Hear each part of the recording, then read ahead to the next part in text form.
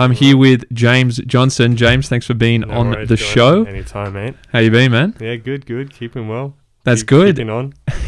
I appreciate you coming on today, man. It's interesting to get the perspective, or it will be interesting, I think, to get the perspective of a small business owner, someone like yourself. Do you want to just give the audience an introduction? Who are you? What are you doing at the moment? And a little bit about your origin story, if you can. Yeah. My name's James, as Jonny mentioned. Been running a small business, a pizza bar, for the last 9 years. Before that, I was working in a few pizza shops, just going through uni, trying to make a bit of cash, doing deliveries and things like that. I never planned to own a pizza shop. I went to UTS, University of Technology, Sydney. I studied business management in tourism. And while I was studying there, like most students, I finished my degree. I worked in the corporate sector, found it wasn't for me, as we've discussed. And then went back to... I travelled for a bit. So I did the whole Southeast Asia, 3 months, travelling around a bit, which is awesome. But I felt like it's only just a short-term Band-Aid solution to a bigger problem. You know, so once I worked the corporate gig, I got in this mindset, oh, this really isn't for me. It just wasn't wired that way. Some people really like it. I didn't. So I thought, hey, I'm going to go traveling. And, you know, traveling's good. Opens your eyes. You meet so many people. You grow as a person, as a character. You develop so many good character building skills and things like that. This is post corporate. You tried out the corporate gig. Yeah, I tried out the corporate gig. Then you quit and went traveling. Yeah, I went traveling, and then I just came back, and then I said, "What do I do now?" You know, I'm stuck in the same boat. So then I went back to this pizza gig, and I was working that for a bit. And the guy who owned it before, he was doing concreting during the day. So he was a classic Italian, did concreting during the day. Then came and ran his pizza shop at night, had 3 kids, and then he just burnt out by the end of it. And he was looking for an exit strategy, and he goes to me, "Do you want to buy it?" And I was 23 at the time, and I was like, no way. Like, I'm so young, I want to party, I want to live my life, I don't want to have a business grounding me. And then he put it to me and he said, "What else are you going to do?" And I thought about it. I said, I'm not going to go back to the corporate world. That wasn't for me. I'm not going to travel for the rest of my life. Some people do, but you know, I want to make a foundation and start a family and you know, have those things. And I said, yeah, what am I going to do? So I didn't have any money. I said, look, pay me off weekly until your structure,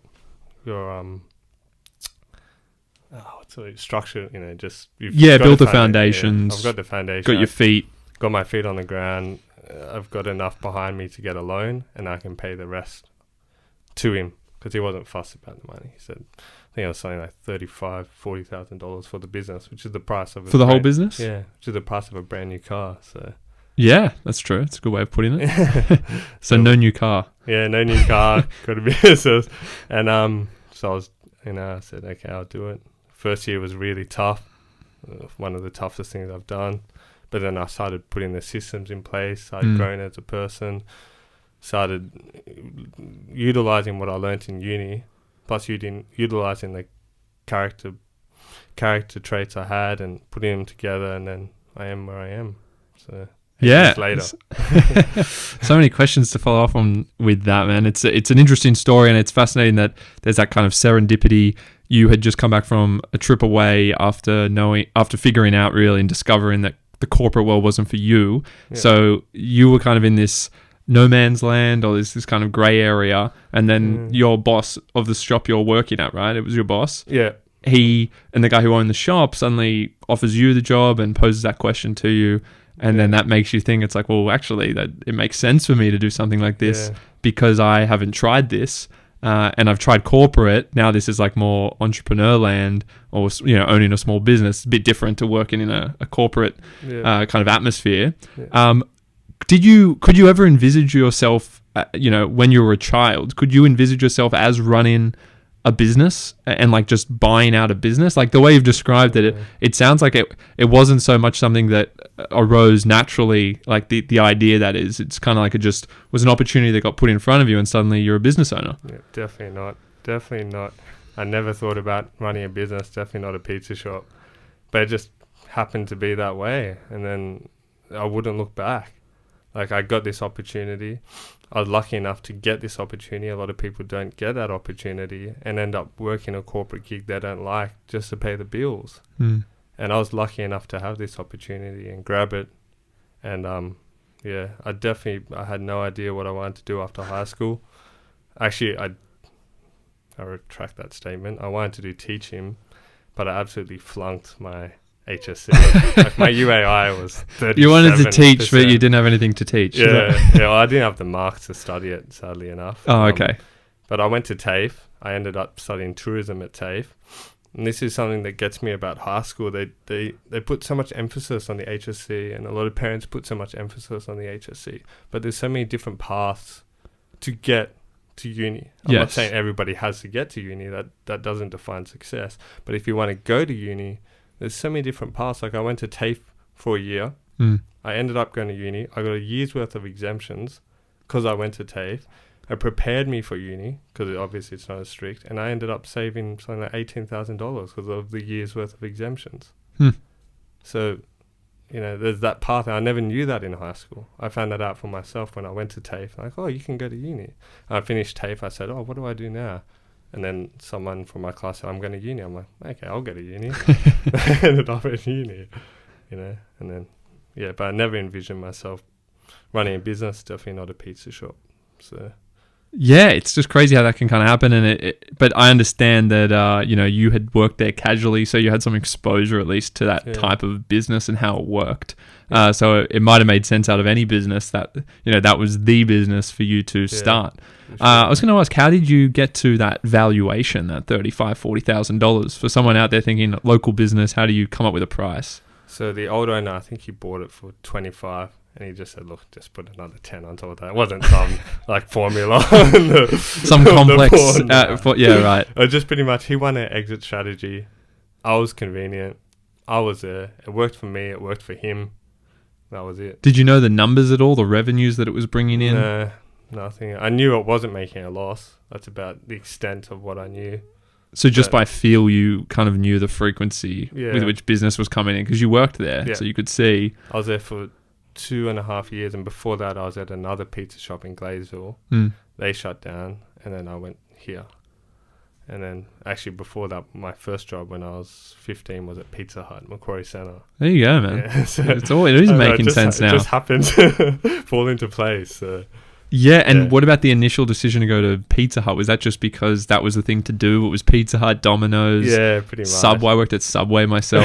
We'll get into the fast food, and then it's just kind of, it was random that you ended up in Pizza Hut, but then it made sense to just stay there because you knew you were comfortable with that fast food restaurant. Well, my brother worked as a delivery driver, and it was an easy gig.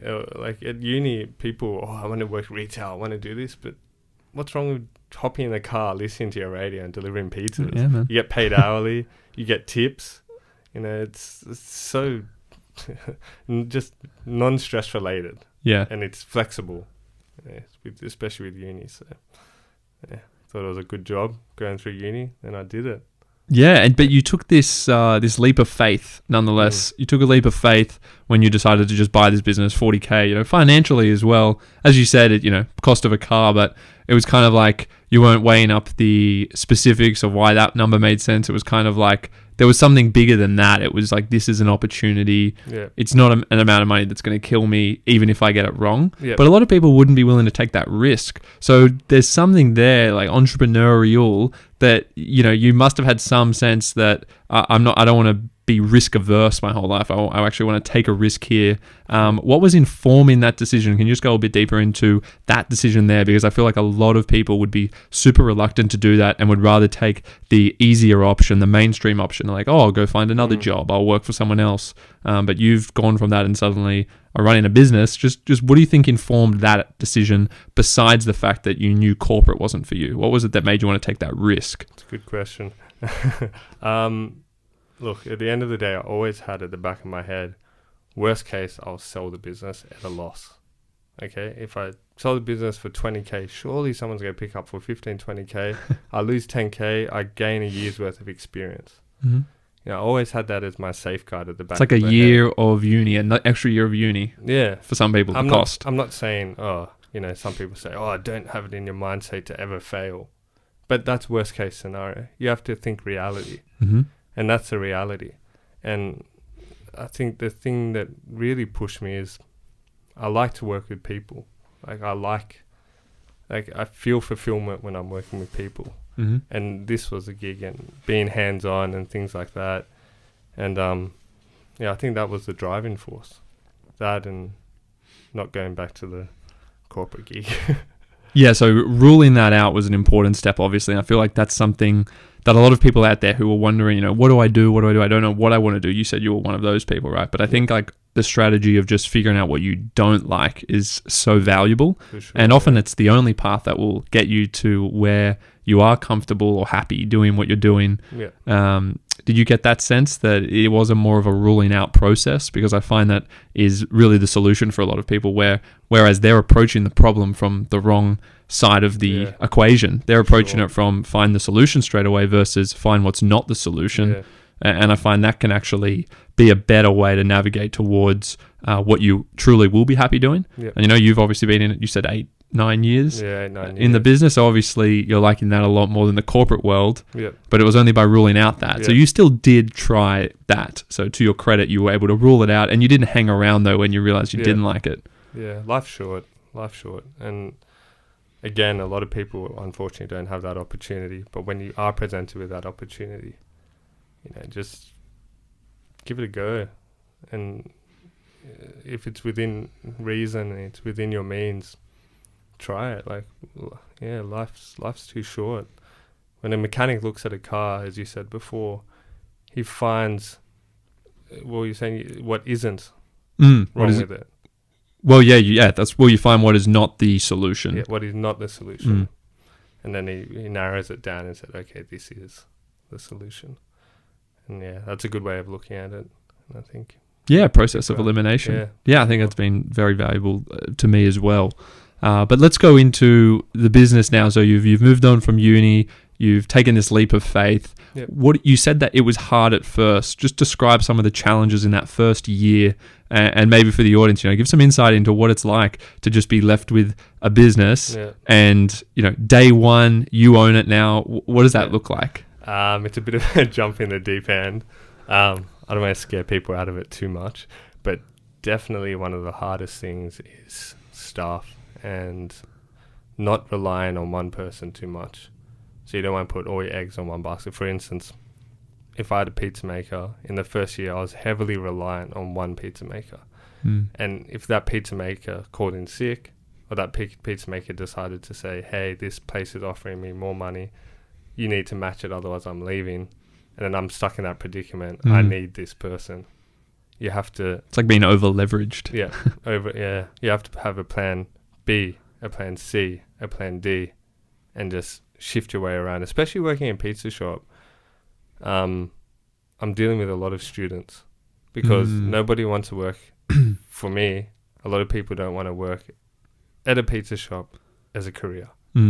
It's just more of a gig you do when you're studying or as a backup kind of second job to get a bit more cash, but it's never a full-time, especially the hours, because I'm open 5 till 9:30. So there is this transience kind of inherent to that fast food industry. It's fast food. It's also fast transitions between labor. Everything happens quickly, and there's high turnover of staff. You were saying it's kind of like, as you're describing it now, it's like a portfolio of an investment. You don't want to invest in one company. You don't want to put all your money there. You've actually got to diversify in case one company goes bad or in case one employee leaves. So is what you did there, did you actually have to make sure that the people you hired, not only did you have enough staff, but that all of them had many different competencies in terms of the business? I think it was Warren Buffett. He always said, hire people that know more than you, because they can always teach you something. So when I found a pizza maker, straight up off the boat from Italy. Knew how to, like, for example, I was using a machine to roll dough when I first started. That's how the previous owners done it. That's how I was always taught to do it. When I hired this guy, his name was Nicola, he came, he said, I can't work with this machine. He goes, I can do it quicker by hand. And he showed me how to do it by hand. And I never forgot that. And that's one of the things I always market, hand-rolled. Traditionally hand-rolled. That's how we roll our pizzas. And it becomes fluffy because when you put it through the machine puts out the dough and it takes all the air out of it and it makes it so flat. But when you hand-roll it, it keeps the air in it. And then when you put it through the oven, it rises and makes that fluffy. So that's what it is, eh? That fluffy dough, yeah. I've eaten a lot of his pizza, right? Luigi's, not fried. So it's good pizza. I never forgot that, and I learnt that, and I think a lot of people who are bosses, they're not willing to learn.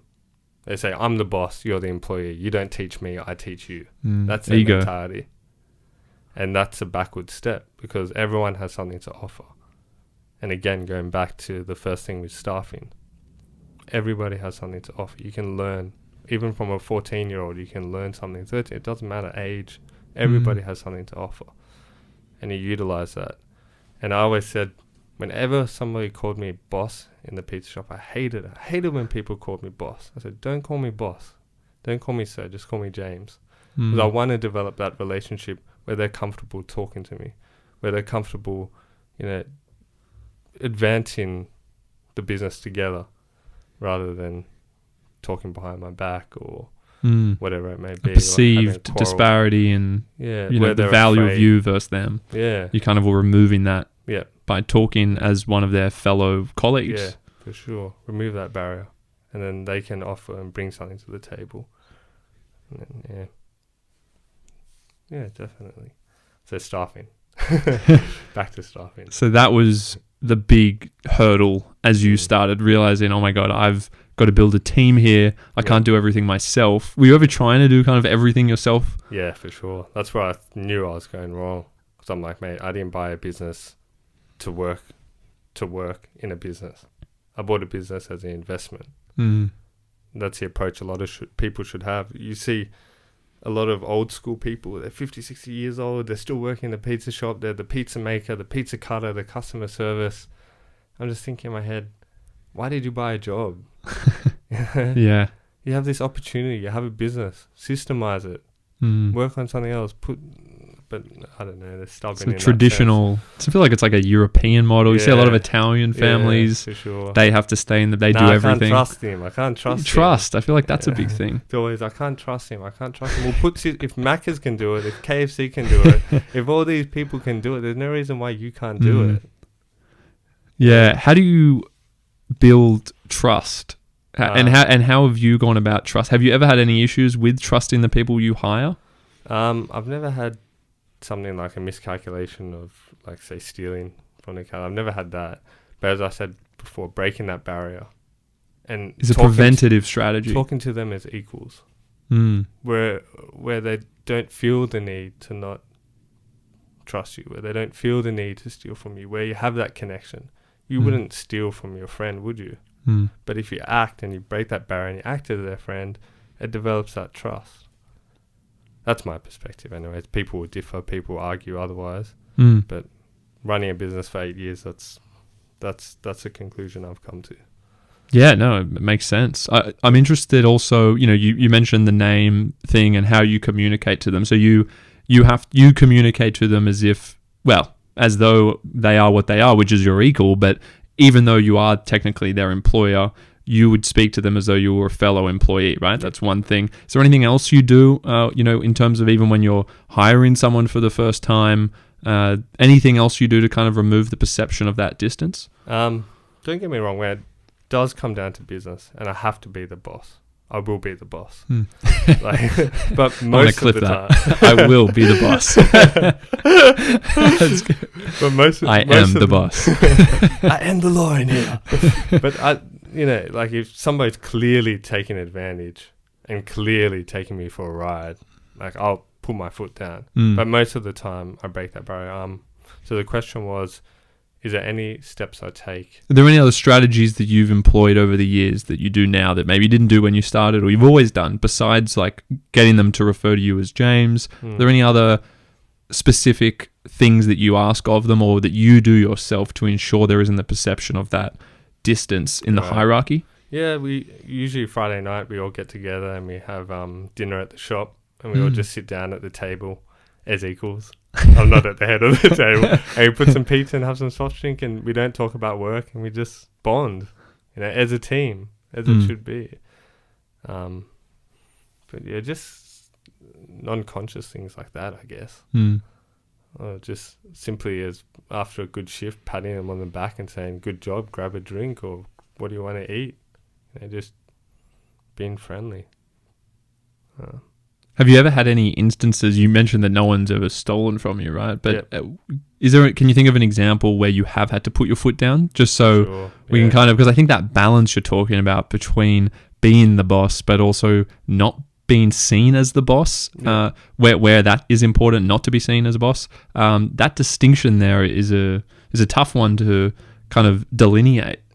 Especially day to day, when do I have to suddenly be that boss character and say, hey, this needs to get done. I need to be firm here, or I need to be gentle and conversational here. In terms of drawing that boundary, what's an example of where you've actually had to put your foot down? I had this one employee. It's actually the only person I've ever fired.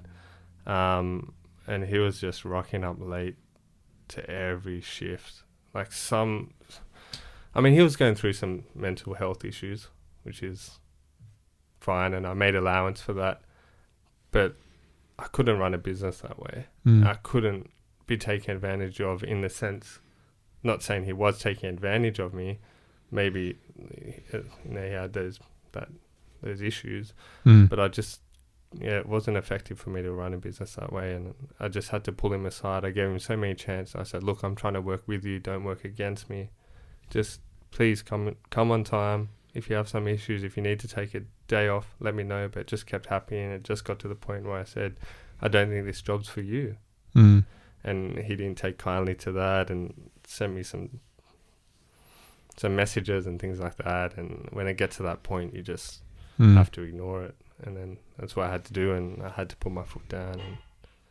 And but you sounds like you gave chances, and definitely. It wasn't a one-time you're out thing. It wasn't abrupt. I gave him a lot of chances, a lot.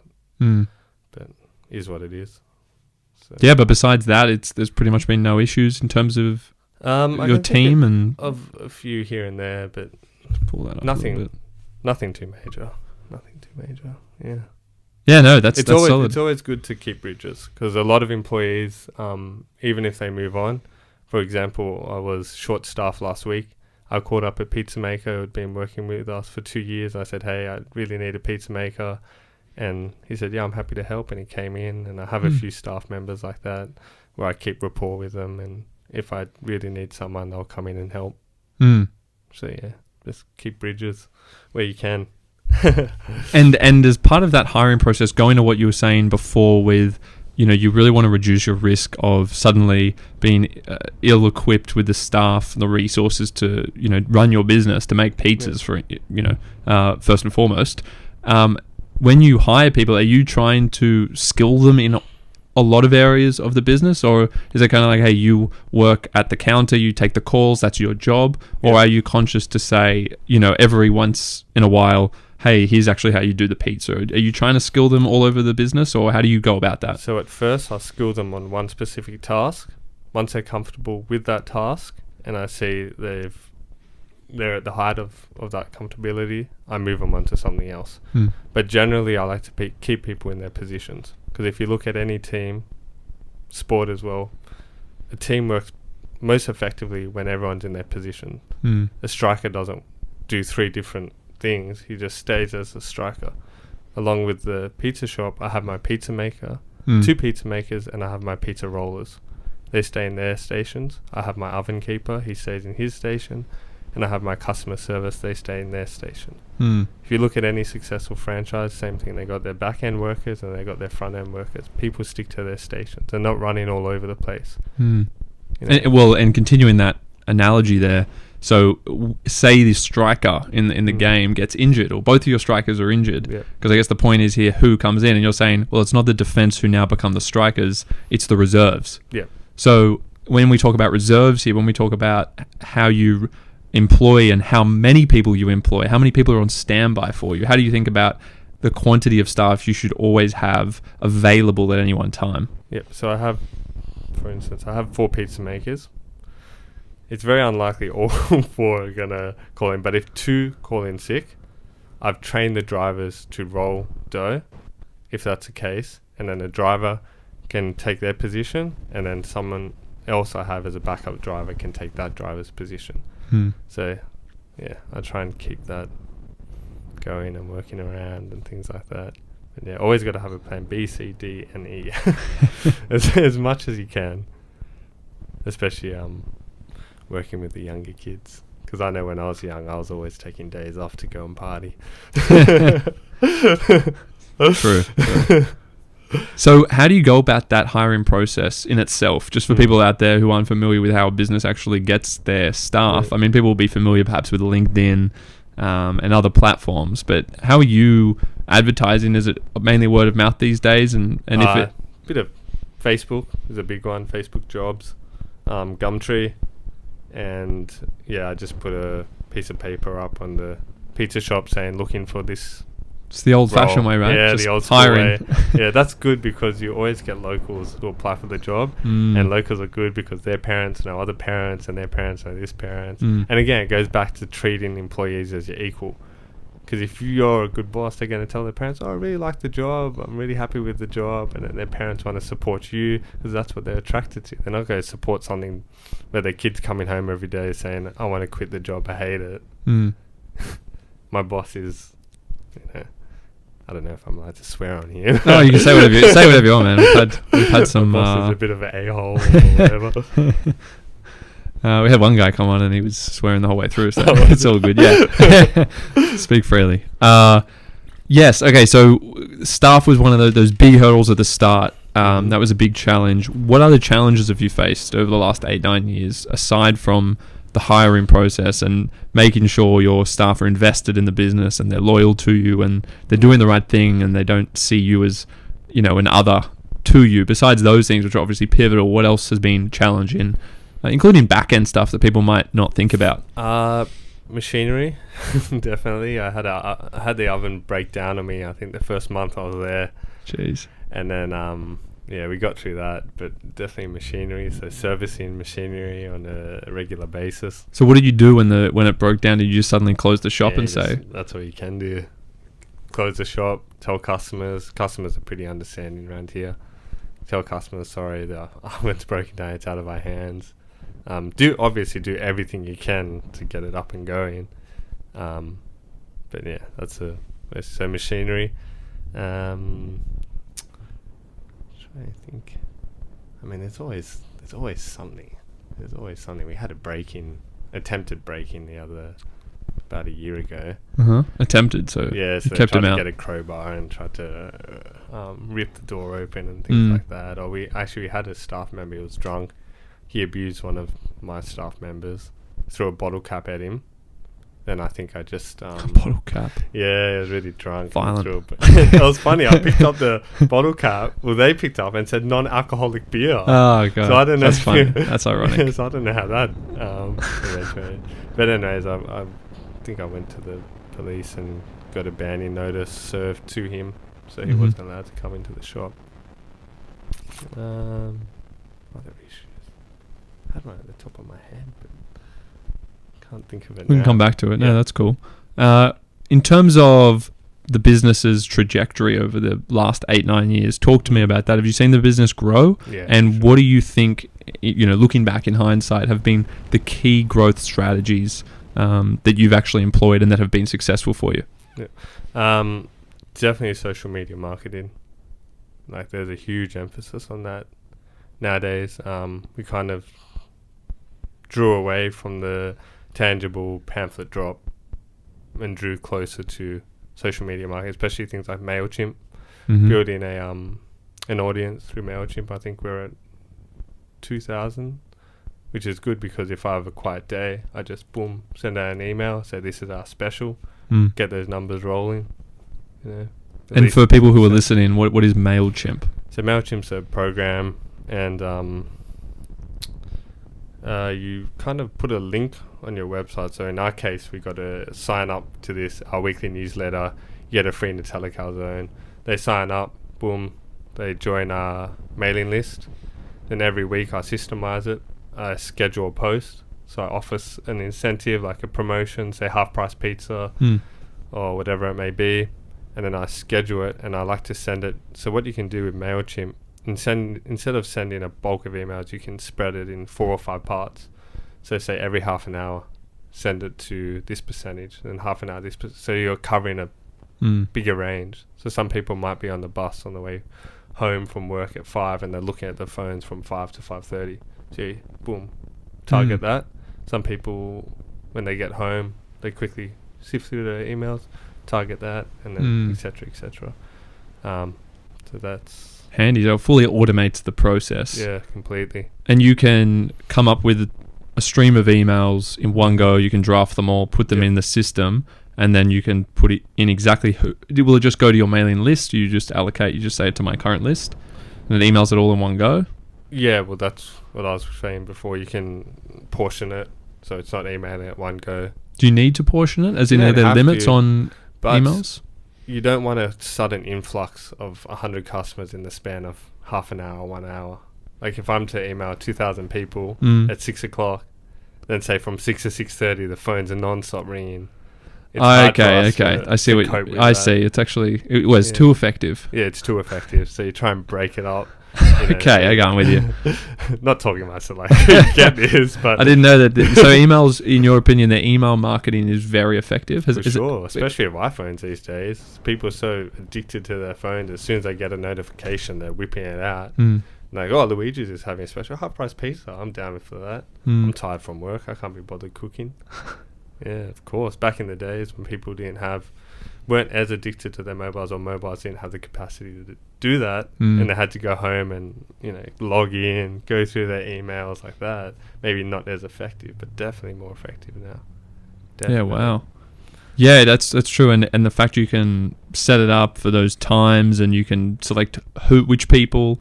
I feel is so effective. Besides MailChimp, would that be the number one tool you have? No, definitely Facebook would be the number one tool. How do you use that? So much value for money in Facebook. So just concentrating your demographics, bringing it down, and then just promoting posts or... Yeah, so for those listening who don't know, when you make a Facebook ad, it actually allows you to make an ad, and then you can select the radius that you actually want the ad to be pushed to. So you can, for instance, say, I only want people in North Ryde, the suburb of North Ryde, to see this ad. And you can put that in and say, within a 5-kilometre radius, who's your target market? So now no one outside of that suburb will see the ad. And you can actually select the age as well, right? You can select the gender. What are some insights you've got from that about who buys the most pizza? Like any insights on age, gender? I assume area most popular is the locals. Yeah, definitely younger families, 100% younger families. So I've got this thing now that you've probably seen, the pizza bibs. So that, there's cartoon graphics on the inside of the pizza boxes and people fold them up. Is this in the shop you have this? Yeah, in the actual pizza boxes. On the inside there's a little pizza bib. Oh, okay. I'll pay attention to it next time. Anyway, they had that, but it works really well with kids.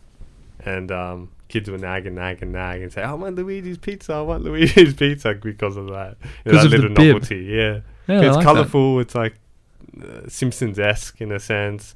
Kids like to play around with it, and they love that cartoon logo and things like that. Do you put that on the Facebook ads? Yeah, for sure. I'll show you a video now. Probably don't. I'll look it up after. So... how did you know to try that? Did anything in particular give you that inspiration? Actually, a company approached us, and then I was like, I did the maths, and it was something like an extra 2 cents for the boxes I was already paying for. So I said, nah. You got upsold. Yeah. No, but it was a good investment. It sounds like it'll pay for itself. So yeah, I did that. Sorry, going back to what was the question? Yeah, sorry, I took you away back from that a bit. Just social media marketing strategies. Yeah. You were saying social media is the biggest factor in the growth of the business. Mm-hmm. So just going back to any other strategies you've used specifically, we're talking about Facebook ads. Facebook, Yep. social media, definitely working with the schools around here. So whenever they have fundraisers or school fetes, offering them vouchers and things like that. And then they get up and they spread the word like, hey, we're doing a raffle and you can win this. You know, I usually put 3 vouchers, one for $100, one for $50 and another for $50. And enter this raffle, you can win this coupon to Luigi's plus a basket of other stuff. Yeah, that's such a good idea because it's basically you're giving people a credit. You're giving them money basically, but it's only money that they can spend at your restaurant. Yeah. So it's very clever. I mean, give someone $50, you'll win $50 and then you give them $50. Like you just have to spend it at the restaurant and the odds are they will spend more than that or they will at least come back after they have it once. Sure. Yeah, a lot of people are like, oh, but that's $50 you're losing. But mate, that could be $1,500 you're making through the year more. That's right. And it just pays for itself. Mm. And definitely getting involved with the community. Community is a big factor, and it feels fulfilling as well. It feels like to have people recognize you and you recognize them. It's a good feeling. Yeah. Do you feel like since starting the business, you've become? I know you don't actually live in the suburb that your business is in, right? Yeah. But do you feel like you've become do you feel you've become much closer with the community? Aside from the business, like people, they're coming through as regulars. Yeah. What's describe that feeling? Just I read a study they conducted on mental health, and they found that one of the things that alleviates depression is a sense of community, a sense of belonging.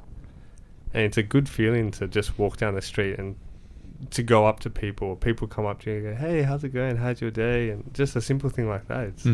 I don't know how to explain it in empirical terms or whatever, but it just feels good. Like it's a good feeling to know people, and for people to know you and to build relationships and rapport with people. Yeah, no, I have seen studies as well or heard of them through, experts on the podcasts that I listen to.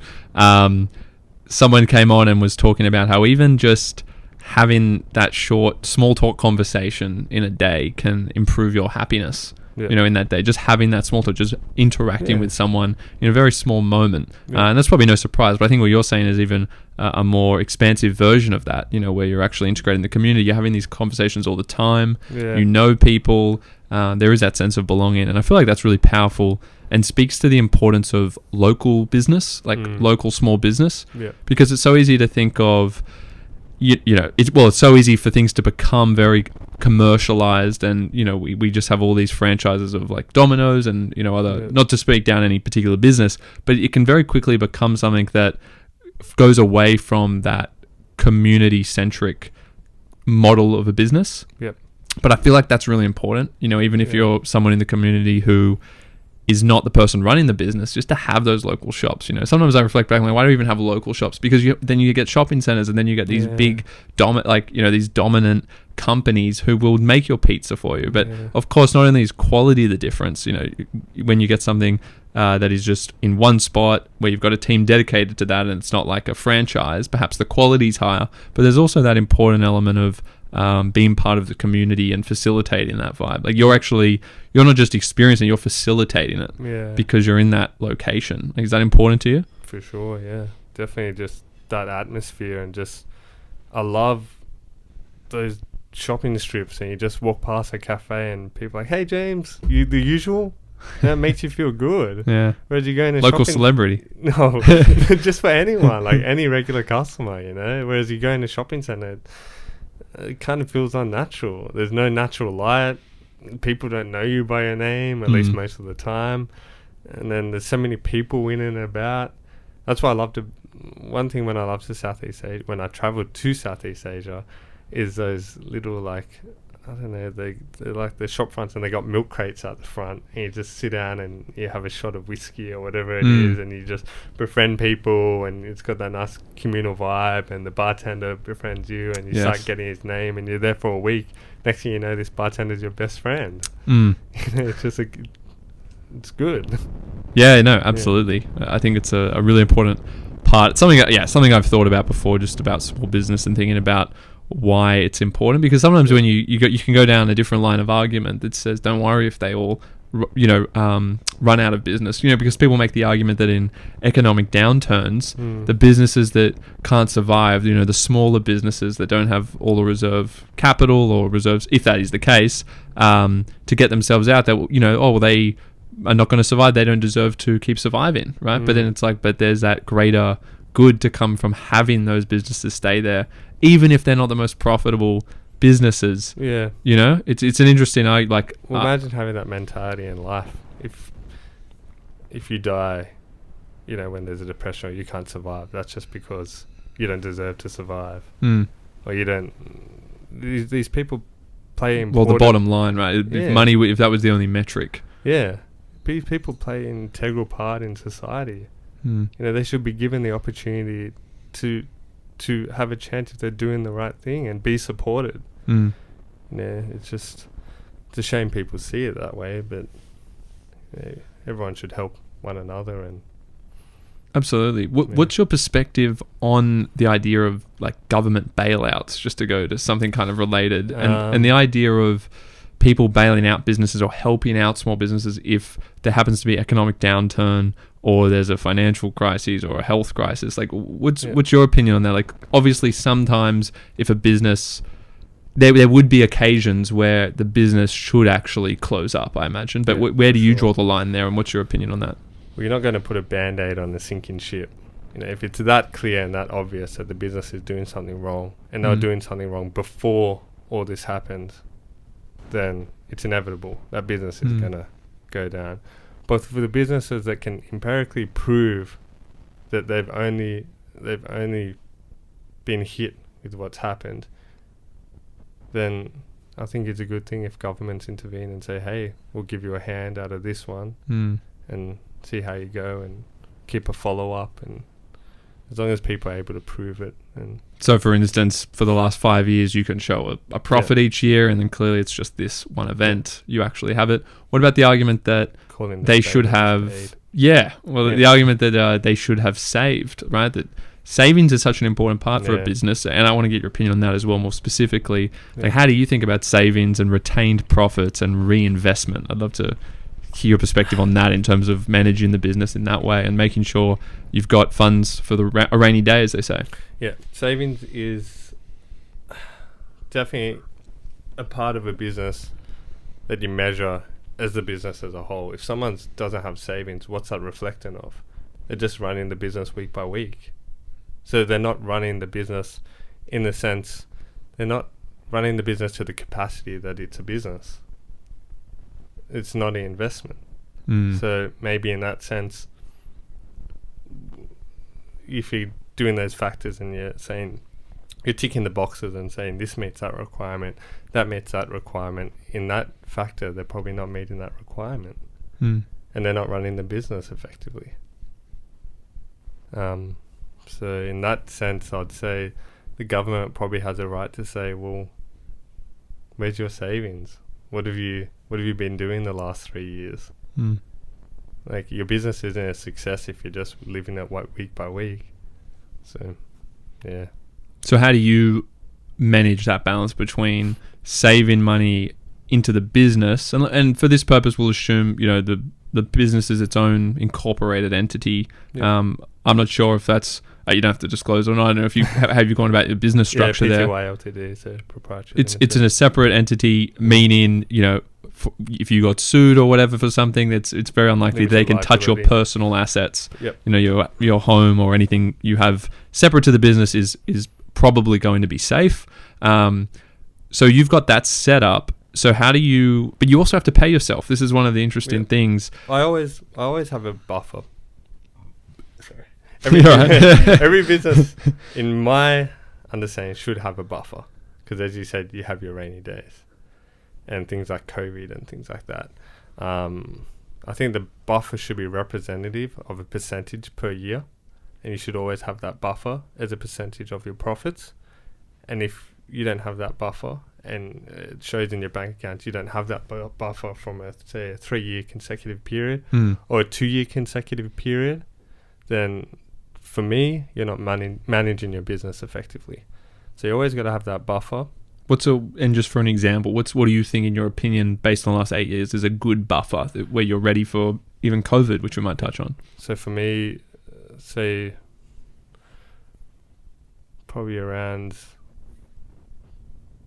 20% of your annual. So 20% of profit, 20%. Make sure you put that aside, rainy day fund. Yep, rainy day fund. And then keep that as your buffer, and then, yeah. And then in terms of that, is that as in that's the amount, it's a buffer, or is that an amount that you're going to reinvest in the business? Or you mean that's separate to all of that? Separate. So you have about, you don't touch it. You don't reinvest it in the business. That's for your rainy days. Anything above that, and separating what you pay yourself, anything above that, you can choose to reinvest. You can choose to focus on more marketing, whatever you want. Yeah. But always that $20,000 as a buffer. Oh, sorry, not 20%. Yes. So, and just to kind of break this up, because I'm always interested in this.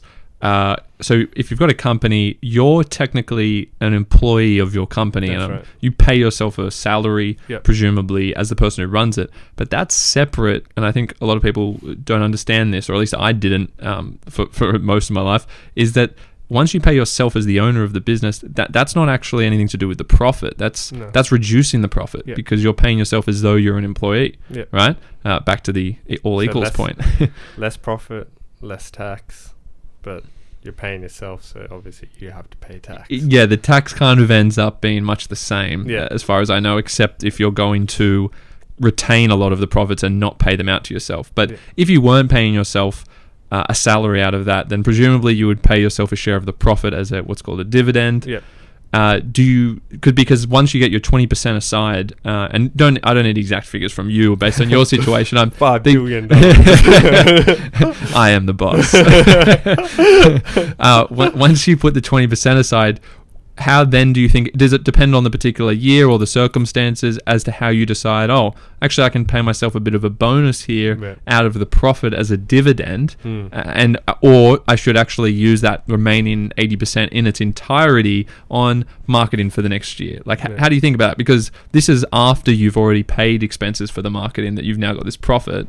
So how do you think about that, 80% remainder in terms of manage that how do you think about that? What's influencing that decision? Definitely that idea of growing your business. So you always want to grow your business year by year, so you're always putting a percentage towards marketing, and I think people underestimate the effectiveness and the importance of marketing, but I would put 30 to 40% back of those profits into marketing and into research and development, like the pizza bibs, for example. I love that, it's like genius. Speaking like a scientist. Empirically, those pizza bibs. And then the other percentage, probably savings and whatever you want to put aside for, either opening another shop or whatever it may be. Always have a future goal.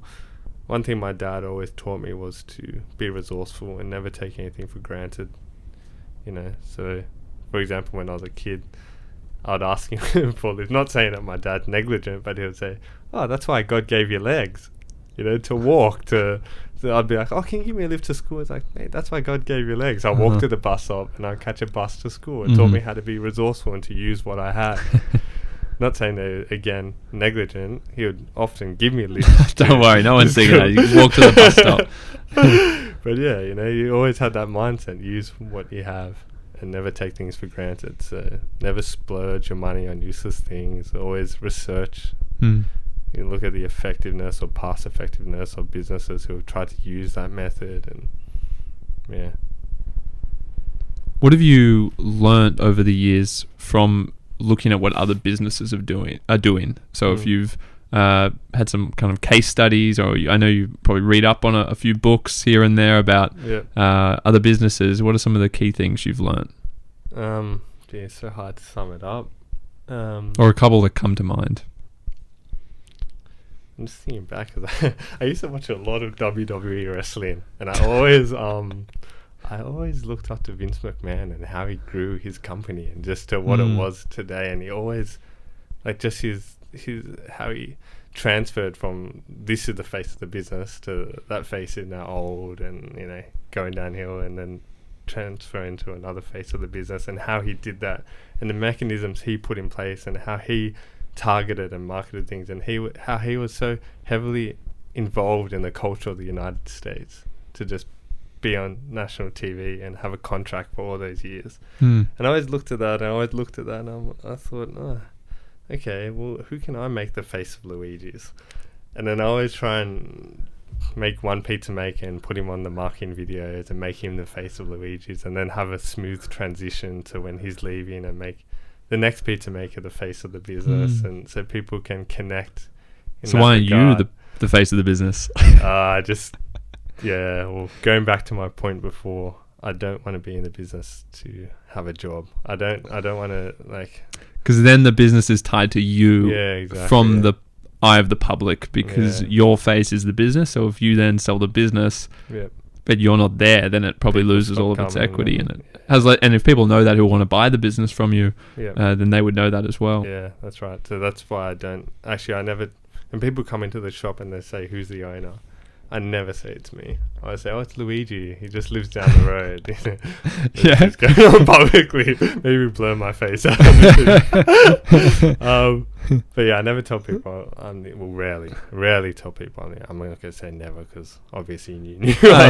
We know. Yeah, they probably figured it out anyway.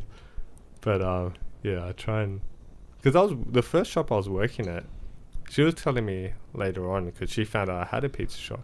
I told her about the mentality and the approach I had, and she goes, yeah, that's the one mistake I made, because people come into the shop, they'd see I wasn't working, and I'd walk out. Like, oh, we didn't trust this new person making our pizza. I didn't want to be in that position.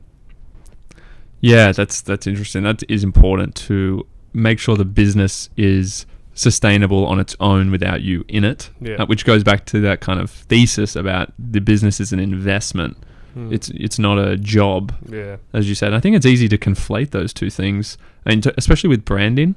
Like, it's interesting. I've got kind of the Ignite business on the side, but because I'm so involved with the teaching content and the videos, people may see me and Layla, who I've done a lot of work with, as the kind of face of it. And then if we removed our face, the question is, can it do better? Can it grow without us being in there? That's something that I kind of battle with, but I don't always personally view it as a bad thing to have the personal brand linked to the company brand. Every industry is different. Every industry is different. I'm only speaking in terms of hospitality, but once you start getting that momentum and people start seeing, this has good content, or this has, a good product, or whatever it may be.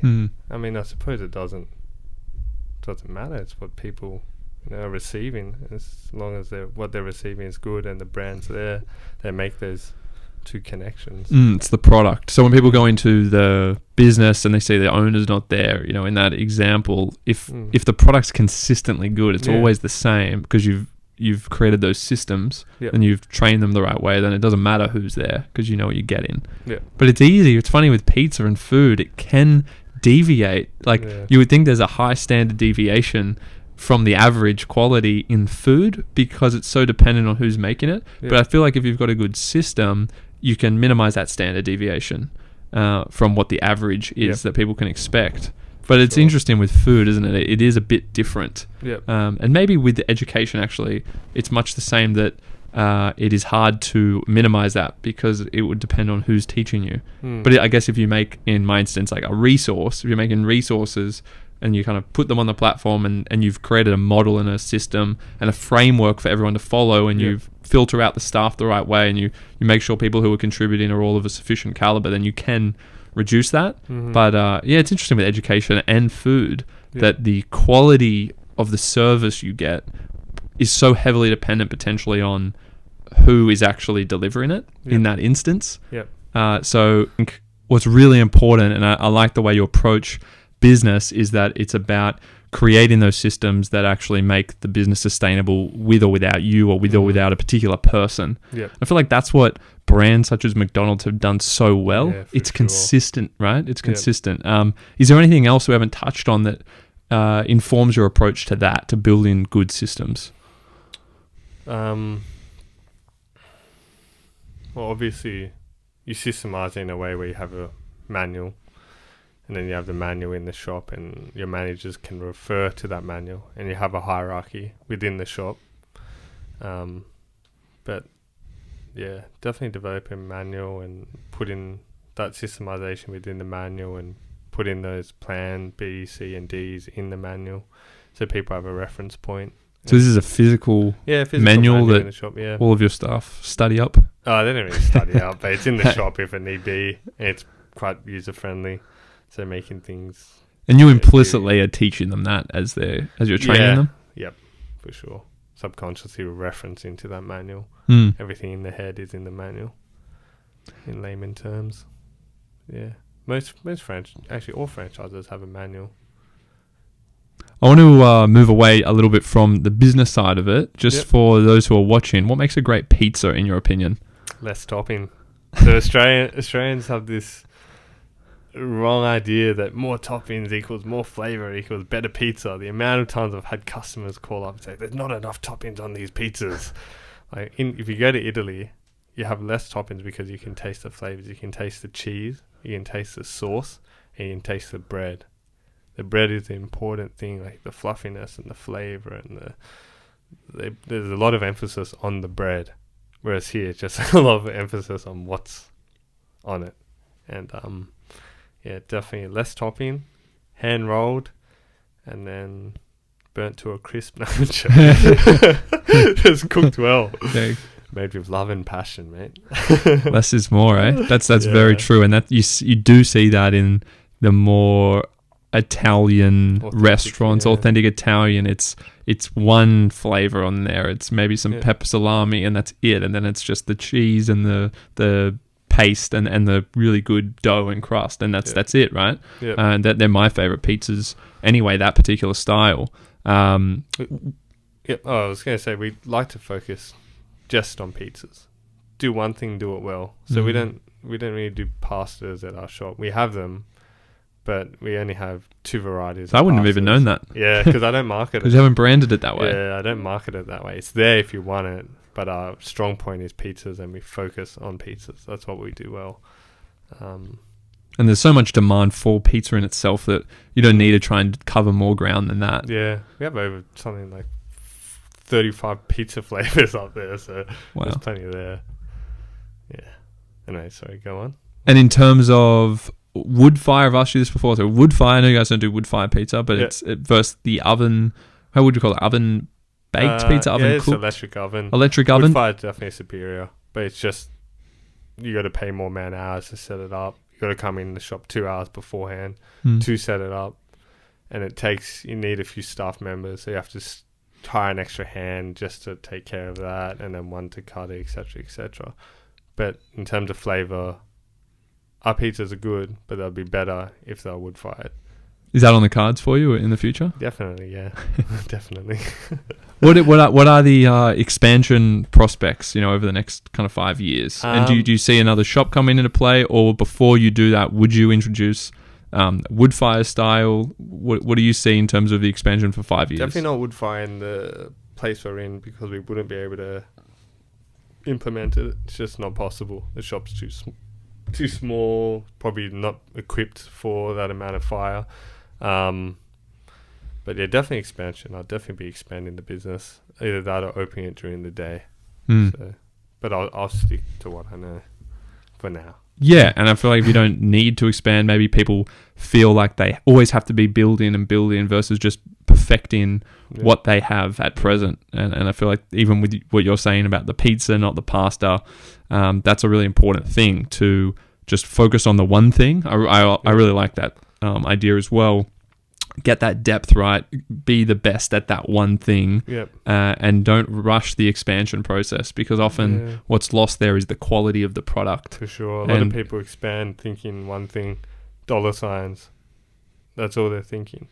And they half-ass this expansion because they think, I'm going to make more money with a second shop, rather than improving their first shop, getting the customers into their first shop and doubling their revenue while keeping pretty much the same expenses, rather than creating another shop, so-called doubling their revenue, but also doubling their expenses. Yes. And they're doing it half-assed. Yeah, no, I really respect that you have maintained, 8-9 years, you're specializing in the one thing. And I think I hope by the sounds of it, it's been really effective for you, and it's going well, and you're enjoying it for the world, mate. Actually, well, maybe I would. I wouldn't go back to corporate. So they're going back there. No, you're enjoying it, and I could testify they're actually awesome pizzas. We're big fans here, and always happy to support it. So look, it's been fun, man. I'll let you go. I know you got to go. Thank you very much. No, it's been fun. I'll pop down for a pizza soon. Yeah, anytime. But you all should check them out if you're around the right area, or even if not, get out of your way in Sydney to go there. It's Luigi's Pizza, North Ryde, and I'll put the details in the bio below. But otherwise, it's been fun chatting, man. Yeah, man. I'd love to be on again. Whatever you got on. Yeah, man. We'll get it going, and we'll check back in terms of where you're at with the journey. All the best for the future, and until next time. Thanks for listening.